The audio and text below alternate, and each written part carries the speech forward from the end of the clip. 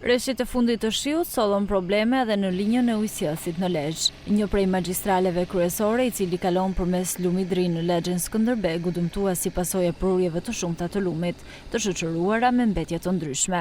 Tubacioni pësoi qarje në 2 vende, por fatmirësisht nuk u ndërprer furnizimi me ujë për popullatën, pasi u gjetën zgjedhje alternative. Ndërkohë, me përmirësimin e kushteve atmosferike, Shoqëria Rajonale e Ujësjelljes Kanalizimeve në bashkëpunim me Bashkinë Lezhë nisën punën për rikuperimin e dëmeve të shkaktuara. Punëtorët e mjetet e rënda u angazhuan gjatë gjithë ditës e deri në orët e vona të mbrëmjes të së mërkurës për riparimin e tubacionit të dëmtuar. Pasi tubacioni u ngrit përmes një vingji, punëtorët realizuan saldimin e tij në 2 pika, ku kishte pësuar qarje, duke bërë të mundur rivënien në funksion të linjës së ujësjellësit.